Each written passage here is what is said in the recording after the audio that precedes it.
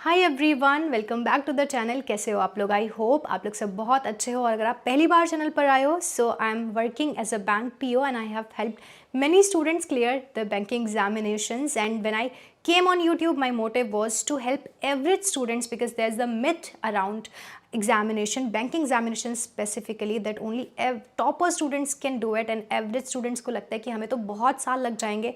Because I did it in only 6 to 7 months of preparation. My motive was to help every banking aspirant realize that these examinations are all about strategy and right planning, which I tell, and because of that many students have cleared their first ever prelims, IBPS PO prelims, and how they did and what am I doing, how am I helping them. This all you can know by visiting the channel, visiting all the videos, watching all the videos and connecting to me, and by joining the Telegram group, link of which is in the description. So make sure you join the Telegram groups, जिनका link मैंने आपको description में already दे दिया है. So as by the title you already know that we are going to talk about the most important, the most awaited and the last exam of this year, SBI PO. और जब भी कोई aspirant banking में उतरता है उसका first जो target होता है वो होता है SBI PO. सो आज उसके बारे में कंप्लीट डिटेल्स बात करने वाले हैं, कैसे आप निकाल सकते हो, क्या स्ट्रैटेजी आपकी होनी चाहिए. सबसे पहले तो एक बहुत बेसिक एलिजिबिलिटी जिसमें लोगों को डाउट होता है, सिर्फ आपने ग्रेजुएशन किया होना चाहिए, उसके अलावा आपको कुछ नहीं चाहिए. अगर आपने ग्रेजुएशन किया हुआ है यू आर एलिजिबल. बाकी कट ऑफ डेट्स क्या होंगी वो आपको जैसे ही नोटिफिकेशन आएगा आपको बता दी जाएंगी. इसीलिए make sure that you subscribe to the channel and press the bell icon. अब जब आप किसी एग्जामिनेशन में एंटर करते हो तो सबसे पहली चीज़ आपको जो अट्रैक्ट करती है वो होता है उसका जॉब प्रोफाइल एंड उसकी सैलरी. तो सैलरी काफ़ी अच्छी है, करीबन 1 लाख प्लस आपको सैलरी मिल जाती है. और इतने सारे अलाउंसेस हैं जिसके बारे में तो I can not even take name of every. आप जिस भी स्टेट में हो आपको लीज मिलेगा, आपको एंटरटेनमेंट अलाउंस मिलेगा, पेट्रोल मिलेगा, न्यूज़पेपर मिलेगा और कितने सारे अलाउंसेस हैं. इसीलिए एक पूरी कंप्लीट डेडिकेटेड वीडियो मैंने उसके लिए ऑलरेडी बना कर रखी है, जिसका लिंक मैं आपको डिस्क्रिप्शन में दे रही हूँ. इस वीडियो के बाद आराम से जाकर देख लेना. एक चीज़ जो मुझे आप सभी लोगों से कहनी है, आप लोग अगर इस वीडियो में आए हो तो make sure you watch till the end, क्योंकि सबसे ज़्यादा प्रॉब्लम जो स्टूडेंट्स को होती है वो होती है कि वो कोई काम शुरू तो कर देते हैं पर उस काम को ख़त्म नहीं कर पाते, और इसीलिए बहुत साल लग जाते हैं स्टूडेंट्स को एग्जामिनेशंस क्वालिफाई करने में. मैं करीबन हर दिन 2-3 लोगों से पर्सनली बात करती हूँ एंड उसमें मैंने सबसे ज़्यादा जो एक डाउट सुना है वो होता है कि हम कंसिस्टेंट नहीं रह पाते, हम जो काम शुरू करते हैं वो ख़त्म नहीं कर पाते. अगर आप इस वीडियो पर आए हो तो सबसे पहला प्रॉमिस आपको ये करना है कि जो आज आपने शुरू किया है काम वो आप एंड तक खत्म करोगे, और इसी के साथ आज जो आप तैयारी शुरू करोगे अपने सिलेक्शन के बाद ही वो तैयारी आपकी खत्म होनी चाहिए. This video is going to be the complete master class, how you can prepare, क्या स्ट्रैटेजी होगी, क्या आपका तरीका होगा, क्या आपके सोर्सेज होंगे, एवरीथिंग. अगर आपने ये देख लिया तो स्ट्रैटेजी के लिए कोई और वीडियो आपको देखने की जरूरत बिल्कुल भी नहीं पड़ेगी. इस वीडियो में मैं आपको सारे सोर्सेज बताने वाली हूँ. आपके पेड सोर्सेज क्या हो सकते हैं, आपके फ्री सोर्सेज क्या होंगे, क्या पेड लेने की जरूरत है, एवरीथिंग. सो अब हम बात करेंगे एग्जामिनेशन की. आपका एग्जामिनेशन 3 फेजेस में होता है, prelims examination, mains examination and lastly interview. Prelims examination में आपको सिर्फ 3 सब्जेक्ट्स आते हैं, reasoning, quant and English. English बहुत इंपॉर्टेंट है, ठीक है, इसीलिए इंग्लिश को आपको बहुत ज़्यादा फोकस करना है. और मैं पूरा टॉपिक वाइज, सब्जेक्ट वाइज आपके साथ शेयर करने वाली हूँ कि क्या आपकी स्ट्रैटेजी होनी चाहिए. देन आपका मेंस एग्जामिनेशन आता है जिसमें आपके 5 सेक्शंस हो जाते हैं. मेंस के साथ ही आपका डिस्क्रिप्टिव भी ऐड ऑन हो जाता है. मेंस में आपको इंग्लिश आता है, रीजनिंग आता है, क्वांट आता है, करंट अफेयर्स आता है, ठीक है, और लास्ट जो मैंने आपको बोला कि डिस्क्रिप्टिव ऐड ऑन हो जाता है. ये आपका मेंस होता है. एंड इंटरव्यू में आपका कोई भी सिलेबस नहीं होता है, तो everything under the sky they can ask you. अब हम टॉपिक वाइज स्पेसिफिकली बात करते हुए चलते हैं. प्रीलिम्स में जैसे कि आपको मैंने बताया कि 3 सब्जेक्ट्स आपको मिलेंगे. सबसे पहले इंग्लिश की बात करते हैं, because English is very very important. अगर आपने इंग्लिश को मास्टर कर लिया तो आपकी ज़्यादा से प्रॉब्लम, लाइक 70% आपकी तैयारी ऑलरेडी हो जाती है अगर आपने इंग्लिश को कॉन्कर कर लिया. लेकिन जिन भी लोगों की इंग्लिश थोड़ी सी वीक है आपको टेंशन लेने की ज़रूरत नहीं है. ऐसा नहीं है कि आप एग्जामिनेशन क्वालिफाई नहीं कर पाओगे. अगर आपकी इंग्लिश वीक है आप उसको थोड़ा सा मॉडरेट ले आओ ताकि बाकी और सब्जेक्ट्स के साथ आप उसको कॉम्पनसेट कर पाओ. तो कॉम्पनसेशन का जो एक तरीका है वो आपको सीखना बहुत ज़रूरी है. अगर आप कोई चीज़ छोड़ रहे हो तो दूसरी चीज़ को आपको इतना अच्छा करना पड़ेगा ताकि वहाँ से वो चीज़ कॉम्पनसेट हो जाए. इंग्लिश की अगर हम बात करते हैं, अगर आपको इंग्लिश आती है चाहे नहीं आती, आपको ग्रामर ज़रूर करना है, आपको टेंसेस के साथ शुरुआत करनी चाहिए एंड पूरा आपको अपना डे प्लान करना चाहिए किस तरह से आप करने वाले हैं। इंग्लिश में आपको एरर डिटेक्शंस बहुत इंपॉर्टेंट है, वो करनी है, आपको आरसीज डेली प्रैक्टिस करना है, आपको पूरा ग्रामर कंप्लीट करना है। जब आप ये तीनों चीज़ें डेली कर रहे हैं, आपका ग्रामर कंप्लीट हो जाता है, फिर आपको 120 रूल्स पर स्विच करना है। 120 रूल्स जब आप कंप्लीट कर लेंगे, साथ साथ आपकी प्रिपरेशन जो है sectional test and mock test के थ्रू चलती रहनी चाहिए। मॉक टेस्ट बहुत इंपॉर्टेंट होते हैं, किसी भी एग्जामिनेशन को अगर आपको टारगेट करना है तो आपको मॉक टेस्ट देना बहुत ज़रूरी है, अदरवाइज आप पहचानोगे कैसे कि आपकी प्रिपरेशन कैसी चल रही है, किस तरह का एग्जाम आता है। तो उसके लिए एक फ्री मॉक टेस्ट का लिंक मैंने आपको डिस्क्रिप्शन में दिया है, बिल्कुल एग्जाम रेलेवेंट और इंटरफेस बिल्कुल एग्जाम जैसा आपको वहाँ पर देखने को मिलेगा। और आपका जो भी स्कोर आएगा वो कमेंट सेक्शन में ज़रूर बताना और कहीं नोट डाउन करके रखना, बिकॉज जब आपका एग्जामिनेशन निकल जाएगा तो आपसे सब पूछेंगे कि आपका फर्स्ट मॉक टेस्ट में स्कोर क्या आया था। तो पहला मॉक टेस्ट, जैसे पहला प्यार हर किसी को याद रहता है, फर्स्ट मॉक टेस्ट का स्कोर भी आपको ज़रूर याद रहना चाहिए। सो इंग्लिश की स्ट्रैटेजी बिल्कुल इतनी ही सिंपल थी। आपको एरर डिटेक्शंस डेली करने हैं, आपको आरसी डेली करना है, आपको रीडिंग कंपल्सरीली डेली करनी है, चाहे 2 पेजेस पढ़िए। उसके बाद आपको 120 रूल्स रिवाइज होने चाहिए, आपको हाथ पर याद होने चाहिए वो, और आपको साथ साथ sectional test and mock test and quizzes daily देने हैं। सिर्फ अगर आपने इतना किया, आपकी इंग्लिश बिल्कुल सॉर्ट हो जाएगी। ठीक है। उसके बाद आपका आता है क्वांट। क्वांट एक ऐसा सब्जेक्ट है, एक ऐसा सेक्शन है जिसके लिए लोगों का नाइटमेयर बन जाता है वो। एंड क्योंकि मैं भी वीक थी क्वांट में, फिर भी मैंने कोई भी प्रीलिम्स और मेंस ऐसा नहीं हुआ है जो मैंने क्वालिफाई ना किया हो। तो वो कैसे किया? क्वांट की एक बहुत सिंपल सी स्ट्रैटेजी जो मैंने समझी वो थी कि प्रीलिम्स में मुझे सिर्फ और सिर्फ अपनी स्पीड मैथ्स पर ध्यान देना है। तो अगर क्वांट को बाइफरकेट करते हैं तो आप क्वांट को बाइफरकेट कर सकते हैं into speed maths, DI and arithmetic. मेरा प्रीलिम्स में फर्स्ट फोकस था कि मैं अपना स्पीड मैथ्स एंड अपने डीआई पर वर्क करूं, और वो हर कोई कर सकता है क्योंकि उसमें कोई कॉन्सेप्ट नहीं लगने वाला है। शुरुआत में अरिथमेटिक के लिए आप 3 topics, percentage, averages and ratio proportion अगर आप कर लेंगे तो आपको डीआई में और बाकी सारे चैप्टर्स में बहुत हेल्प करने वाला है। तो शुरुआत आप वहाँ से करिए। बाकी अपने स्पीड मैथ्स में आप डेली की प्रैक्टिस बना लीजिए कि आपको 10 से 15 simplification, 10 number series, 5 wrong number series and at least 10 quadratic equation daily करने हैं। और एक मैथस्टिक एप्लीकेशन नाम का एक एप्लीकेशन है, वहाँ पर आप डेली प्रैक्टिस करिए, उससे आपकी स्पीड बहुत ज़्यादा बढ़ जाएगी। कम से कम 5 डीआई आपको डेली करनी है और वेरिएंट वाली डीआईज करनी है, हर बार एक नई डीआई करनी है आपको। डीआई कहाँ से करनी है तो उसके लिए मैंने आपको पूरे sources end of the video में बता दिए हैं। आप वो सारे वहाँ से स्क्रीनशॉट्स ले सकते हैं और वहाँ से स्क्रीनशॉट लेने के बाद आप अपनी प्रैक्टिस शुरुआत कर सकते हैं।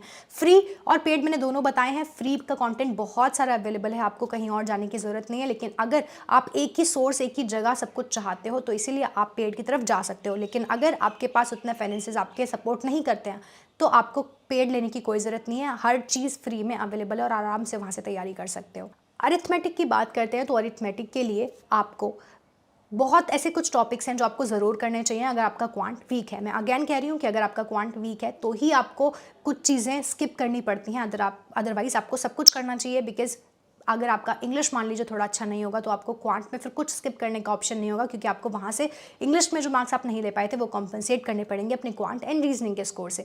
इसीलिए अगर आपका क्वांट थोड़ा वीक है तो आप कौन कौन से टॉपिक करेंगे, जैसे मैंने शुरुआत में आपको बताया कि आप परसेंटेज करेंगे, एवरेजेस करेंगे, रेशियो प्रोपोर्शन करेंगे। उसके बाद आप टाइम एंड वर्क ज़रूर करिए क्योंकि उसका वेटेज काफ़ी ज़्यादा होता है और मेन्स में भी और प्रीलिम्स में भी वो ऐसा टॉपिक है ज़रूर पूछा जाता है। अगर आपने टाइम एंड वर्क किया तो आपका pipe and system already complete हो जाएगा क्योंकि बिल्कुल सिमिलर है।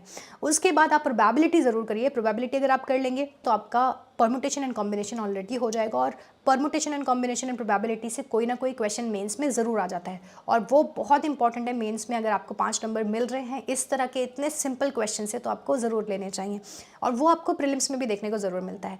उसके बाद आप SICI कर सकते हैं, आप टाइम स्पीड एंड डिस्टेंस कर सकते हैं। टाइम स्पीड एंड डिस्टेंस करेंगे, बोट एंड स्ट्रीम आपका सिमिलर तरह का है तो वो भी कंप्लीट हो जाएगा। मिक्शन एंड लिगेशन कर लीजिए। इस तरह से कुछ ही टॉपिक्स हैं, अगर आपने वो कंप्लीट कर लिए तो आप बहुत अच्छा स्कोर कर सकते हैं। बहुत से लोग पूछते हैं कि क्या आप स्किप कर सकते हैं, जो भी ऐसा टॉपिक है जो आपको बहुत मुश्किल लगता है। For example for me SICI बहुत मुश्किल लगता था, मैं कितनी बार भी कर लूँ लेकिन उसके क्वेश्चंस मुझसे नहीं बनते, तो इसीलिए मैंने वो कंप्लीटली छोड़ दिया। बट फिर मैंने उसकी जगह क्या किया, मैंने उसकी जगह प्रॉफिट एंड लॉस किया। प्रॉफिट एंड लॉस बहुत ईजी था, एक बार कर लिया तो वो समझ आता था, याद होता था। और क्योंकि बहुत विजुअल कर सकते हैं आप किसी भी चीज़ को अगर विजुअलाइज कर सकते हैं कि आपको किसी शॉपकीपर ने 10 रुपये दिए, उस पर आपको इतना 5 रुपये का डिस्काउंट दे दिया, तो फिर उन सब चीज़ों को ध्यान में रखते हुए अगर आप क्वेश्चन सॉल्व करने की कोशिश करते हैं तो वो बहुत ईजिली हो जाती है। इसीलिए आपको ऐसे टॉपिक ज़रूर करने चाहिए जिसको आप इजीली विजुअलाइज कर पाओ। मैं SICI विजुअलाइज बहुत ईजिली नहीं कर पाती थी, लेकिन मैं परसेंटेज अच्छे से कर लेती थी, मैं प्रॉफिट एंड लॉस कर लेती थी, जिसकी वजह से मेरा पार्टनरशिप भी अच्छा हो गया। अगर आपने प्रॉफिट एंड लॉस किया, पार्टनरशिप आपका खुद कवर हो जाएगा। सो इस तरह के कुछ इंटर रिलेटेड टॉपिक्स हैं जो आपने एक कवर किया तो दूसरे भी हो जाएंगे, तो आपको स्मार्ट स्टडीज़ भी साथ में करनी है। मेंस आप कैसे करेंगे? मान लीजिए कि मैंने अगर ये टॉपिक्स किए तो इसका फिर मैं सिंपल लेवल, मॉडरेट लेवल और मेंस लेवल तीनों एक साथ करती थी। और मेंस लेवल के लिए मैं कोशिश करती थी कि मैं यूट्यूब पर सर्च करूं उनके हाई लेवल DI, और वहाँ से वो logical DI and topic wise DI जो अरिथमेटिक बेस्ड होती थी वो DI वहाँ से कवर कर लूँ। सो ये होता था मेरा मेंस का तरीका, किस तरह से मुझे करना है। सिमिलरली मैंने इंग्लिश के लिए भी यही किया था कि मेंस की सारे जितने भी सेक्शनल टेस्ट होते हैं और जो क्लासेस होती हैं यूट्यूब पर मेंस की, निमिषा बंसल मैम की, वो सारी वीडियोस अगर मैं देखती थी तो मेरा मेंस वहाँ से ऑलरेडी कवर हो रहा था। Now coming to reasoning section. Reasoning ऐसा सेक्शन है जिसमें सभी लोग काफ़ी अच्छा कर रहे होते हैं, बहुत कम ही लोग होते हैं जिसका रीजनिंग अच्छा नहीं होता है। अगर आपका रीजनिंग अच्छा नहीं है तो उसका बेसिक सा एक तरीका है, वो है प्रैक्टिस। अगर आपने अच्छे से प्रैक्टिस की, रीजनिंग आपका ऑटोमेटिकली अच्छा हो जाएगा। रीजनिंग सेक्शन को हम बाइफरकेट कर सकते हैं दो भागों में, एक है आपका मिसलेनियस और दूसरा है आपका पजल्स। पजल्स जिसको भी अच्छी नहीं लगती हैं, अच्छी नहीं आती है, आपके पास ऑप्शन नहीं है उसको स्किप करने का, आपको पजल्स अच्छी करनी ही पड़ेंगी। और उसका सिर्फ एक तरीका है कि 15-20 पजल्स आप डेली प्रैक्टिस करो। शुरुआत में विदाउट टाइमर प्रैक्टिस करो और बाद में टाइमर के साथ प्रैक्टिस करनी है। शुरुआत में आपको जो भी टाइम लग रहा है रिड्यूस करते करते आपको 3 से 4 मिनट में लेकर आना है। अगर आपकी 3 से 4 मिनट से ज़्यादा किसी पजल में लग रहे हैं, इसका मतलब आप कहीं ना कहीं लैग कर रहे हो। मिसलेनियस के लिए अगेन आपको ये करना है कि आपको हर दिन प्रैक्टिस करनी है। देखो ये एग्जामिनेशंस ना बहुत डिफिकल्ट नहीं है, ये एग्जामिनेशंस में आपको सिर्फ और सिर्फ रिग्रेस प्रैक्टिस करनी होती है, क्योंकि prelims is all about the speed and accuracy and mains examination is all about the concepts that you have learnt in the prelims examination। तो prelims के लिए आपको स्पीड चाहिए तो उसके लिए आपको बहुत ज़्यादा रिग्रेस प्रैक्टिस करनी पड़ेगी। तो मिसलेनियस क्वेश्चंस की आपको डेली 10 सिलोजिज्म, 10 आपको इनइक्वालिटी, 10 कोडिंग डिकोडिंग, 10 आपके डायरेक्शन, ब्लड रिलेशन, इस तरह से सारे एवरी डे आपको प्रैक्टिस करने हैं। And quizzes and sectional test की हेल्प से आप टाइमर की यूज टू हो सकते हो। सो इस तरह से आपको अपनी पूरी प्रिपरेशन करनी है। और मेंस आपको कैसे करना है, तो आपको मेंस के लिए ऑल्टरनेट डेज लेने हैं। कि मान लीजिए कि आज आपने इंग्लिश किया तो नेक्स्ट डे आप पूरी प्रीलिम्स की प्रैक्टिस के साथ साथ क्वांट करोगे। क्वांट में मेंस करने का सबसे बेस्ट तरीका है DI मेंस की हाई लेवल की DI उठाओ, उसको प्रैक्टिस करो। मिसलेनियस डेटा सफिशिएंसी उठाओ, उसको प्रैक्टिस करो। मिसलेनियस क्वेश्चंस का हाई लेवल उठाओ, उसको प्रैक्टिस करो। सिमिलरली फिर नेक्स्ट डे आप रीजनिंग पर जा सकते हो और रीजनिंग में आपको हाई लेवल के पजल्स मिलते हैं, mains level puzzles, new pattern के कुछ क्वेश्चंस मिलते हैं, आपको इनपुट आउटपुट मिलता है, रिवर्स सिलोजिज्म मिलता है, हाई लेवल कोडिंग डिकोडिंग मिलता है। इनको one thing at a time लेकर चलोगे, एक एक दिन स्किप करते करते एक दिन लेकर चलोगे कि आज मैंने ये किया, क्वांट कर लिया, तो नेक्स्ट डे मुझे रीजनिंग करना है, फिर नेक्स्ट डे मुझे इंग्लिश करना है। सिर्फ 2-2 क्वेश्चंस भी मेंस के डेली आप करते रहे तो आपको बहुत अच्छी नॉलेज हो जाएगी। Because mains is nothing but the application of the concepts that you have already learn. बस उसका हाई लेवल आएगा, तो अगर आपको बेसिक्स आते हैं तो आपको मेंस इजीली हो जाएगा। सो आपका जो मेन फोकस होना चाहिए वो होना चाहिए आपका बेसिक्स जानना, आपकी स्पीड इंक्रीज करनी, बिकॉज प्रीलिम्स आपका उसी से निकलेगा। Now coming to the mock test. अब आपको मॉक टेस्ट कितने इंपॉर्टेंट होते हैं, आपको मॉक टेस्ट इतने ज़्यादा इंपॉर्टेंट होते हैं कि मैं जिन भी स्टूडेंट्स से बात करती हूँ उनका सबसे बड़ा एक प्रॉब्लम ये होता है कि हम अपनी कंसंट्रेशन नहीं बिठा पाते हैं। हम कैसे 1 घंटे बैठ के करें, क्योंकि हमें डर लगता है कि हमारे अच्छे मार्क्स नहीं आएंगे, हमें टाइमर से डर लगता है, हम डिस्ट्रैक्ट होते रहते हैं, हम टाइमर की तरफ देखते रहते हैं। तो इन सब का सिर्फ एक ही सोल्यूशन है, वो है मॉक टेस्ट। मॉक टेस्ट आपको एग्जामिनेशन, मेक श्योर कि जब आप एग्जामिनेशन में जाओगे, आप SBI PO का एग्जामिनेशन प्रीलिम्स अटेम्प्ट करोगे, तब तक आपने एटलीस्ट 70 to 80 मॉक्स दे दिए हो। इतने मॉक्स जब आप दे दोगे तो जब आप एग्जाम में जाओगे आपको लगेगा कि आप कोई एक मॉक टेस्ट ही देने बस आए हो। तो इसीलिए जो मॉक टेस्ट का लिंक मैंने आपको डिस्क्रिप्शन में दिया है, बिल्कुल एग्जाम रेलिवेंट एंड बिल्कुल एग्जाम इंटरफेस वाला मॉक टेस्ट है। उसका स्कोर आपका जो भी आया है, मेक श्योर आप मेरे साथ ज़रूर शेयर करो, ठीक है। मॉक टेस्ट आपको डेली देना है, उसका एनालिसिस प्रॉपर्ली करना है, जो क्वेश्चंस आपके गलत हो रहे हैं उन पर काम करना है। एक मिस्टेक नोटबुक बनाओ और उसमें अपडेट करते रहो कि आपकी क्या क्या चीज़ें गलत हो रही हैं। अगर आप इस तरह से करोगे तो आपकी पूरी तैयारी बहुत ईजिली, बहुत स्मूथ प्रोसेस में हो जाएगी। कैसे आपको टू डू लिस्ट बनानी है, उसके लिए मैंने आपको बहुत सारी वीडियोज़ ऑलरेडी दी हुई हैं, किस तरह से आपको अपना डे प्लान करना चाहिए। फ्री में 80 डेज़ की टू डू लिस्ट मैंने ऑलरेडी अपने टेलीग्राम पर शेयर की हुई है, तो मेक श्योर आप टेलीग्राम पर मुझे ज्वाइन करते हो, टेलीग्राम पे चेक करते हो मैं कैसे करती हूँ। और बाकी मेरे जो बैचेस चल रहे हैं उनकी अभी तो उनकी एंट्रीज बंद हो गई हैं, लेकिन आप अपने लिए इस तरह से टू डू लिस्ट बना सकते हो। अगर आप इस जर्नी में मेरे साथ बने रहे तो ज़रूर मैं आपके साथ भी आगे टू डू लिस्ट शेयर करूँगी और आपको भी मौका मिल सकता है मेरे साथ 1-on-1 सेशंस करने का, उस बैच में आने का जहाँ पर मैं पर्सनली आपको गाइड करती हूँ। सो इसीलिए ज़रूरी है कि आप टेलीग्राम ज्वाइन कर लो, आप अपडेटेड रहो, मैं वहाँ पर सारी आपको अपडेट देते रहती हूँ। And make sure that you subscribe to the channel, क्योंकि इस तरह की और बहुत सारी कॉम्प्रिहेंसिव वीडियोस मेंस के लिए, इंटरव्यूज़ के लिए और बहुत सारी चीज़ों के लिए जो रिलेवेंट होंगी एग्जाम से आपको मिलती रहेंगी। एक जो टॉपिक है हमारा वो है करंट अफेयर्स। करंट अफेयर्स की स्ट्रैटेजी बिल्कुल इजी है, बिल्कुल सिंपल है। सबसे पहला जो करंट अफेयर्स करना है, आपको डेली करंट अफेयर्स से शुरुआत करनी है एंड आपको 2 सोर्सेज एटलीस्ट करंट अफेयर्स में रखने हैं। एक सोर्स होगा आपका वीडियो सोर्स और एक होगा आपका पीडीएफ सोर्स। वीडियो सोर्स और पीडीएफ सोर्स आपका सेम टीचर का भी हो सकता है। उसके बाद आपको नोट्स नहीं बनाने हैं। अगर आपने वीडियो देख ली है या पीडीएफ से पढ़ लिया है, नोट्स बनाने की बिल्कुल भी ज़रूरत नहीं है, वो सिर्फ अपना टाइम वेस्ट कर रहे होंगे। शुरुआत में नोट्स बिल्कुल भी मत बनाइए। आपने जब एक बार पढ़ लिया, शाम को उस चीज़ को 15 मिनट में रिवाइज कर लीजिए और 1 घंटे से ज़्यादा आपको अपने डेली करंट अफेयर्स को देने की ज़रूरत नहीं है। सिर्फ 1 घंटा आपको करंट अफेयर्स को देना है। बाकी आपको जब वीक एंड हो जाएगा तो वीकली रिविजन्स करने हैं, 15 डेज में फिर रिविजन्स करने हैं और मंथली रिविजन्स करने हैं। अब ये कहाँ से करने हैं आपको? आपने एक बार जब वीडियो देख ली तो आप वो जब 7 डेज रिवाइज कर रहे हो तो आप 2x पर वो रिविजन्स कर सकते हो, ठीक है। उसके बाद आप उसकी करंट अफेयर्स की क्विज दे सकते हो प्रैक्टिस मॉक पर या और बहुत सारे प्लेटफॉर्म्स पर। अड्डा पर आपको डेली क्विजेस मिलती हैं, वीकली क्विजेस मिलती है, आप वहाँ से वो क्विजेस दीजिए। एंड जब आपको मंथली रिविजन्स करने हैं तो बहुत सारे चैनल्स हैं, जैसे परचम क्लासेस है, अफेयर्स क्लाउड है, वो आपको मंथली कंपाइलेशंस देते हैं। आप वहाँ से जाकर मंथली वीडियोस उनकी अगर देखोगे, उनकी पीडीएफ्स अगर कर लोगे तो आपका पूरा का पूरा वीक कम से कम 2-3 बार रिवाइज ऑलरेडी हो चुका है एग्जाम आने से पहले। और एक बार जब आपका प्रीलिम्स क्वालिफाई हो जाएगा तब आप कम से कम 4 से 5 बार उसको रिवाइज कर लोगे तो आप इतना अच्छे से रिटेन कर पाओगे कि आप बहुत अच्छा स्कोर करोगे अपने एग्जामिनेशन में। फिर आपका लास्ट डिस्क्रिप्टिव सेक्शन आता है, जिसकी टेंशन लेने की अभी आपको बिल्कुल ज़रूरत नहीं है। जो भी आप रीडिंग इंग्लिश में करते हो, मेक श्योर कि आप अच्छे से पढ़ते रहो और थोड़ा बहुत समरीज अपने वर्ड्स में लिखने की कोशिश करो, 1 या 2 लाइन में जो भी आपने पढ़ा है। अगर आप इतना करते रहोगे तो जब तक आपका प्रीलिम्स क्वालिफाई होगा डिस्क्रिप्टिव के लिए बहुत ईजी स्ट्रैटेजी, ताकि आप आराम से 50 में से 40+ स्कोर कर सको। मैं आपको पर्सनली बताऊंगी वो चीज़ एंड मैं गारंटी के साथ आपको कहती हूँ कि अगर आपने ये पूरी स्ट्रैटेजी फॉलो की, अगर आपने जो मैं आपको आगे चीज़ें बताने वाली हूँ वो फॉलो की, तो इसी बार में आप अपना एग्जामिनेशन निकाल लोगे। क्योंकि ये मैं सिर्फ कह नहीं रही हूँ, ये मैंने किया है खुद। मैंने विदिन 6 मंथ्स अपना पहला एग्जामिनेशन निकाला था, जबकि मैं इस बैकग्राउंड से नहीं थी, बिल्कुल डिफरेंट बैकग्राउंड से आके मैंने बैंकिंग एग्जामिनेशन निकाले, बिल्कुल एवरेज स्टूडेंट होते हुए। उसके बाद मैंने बहुत सारे स्टूडेंट्स को गाइड किया और उन्होंने फाइनली एग्जामिनेशंस निकाले हैं, आरआरबी, आईबीपीएस, एसबीआई, बहुत सारे स्टूडेंट्स हैं।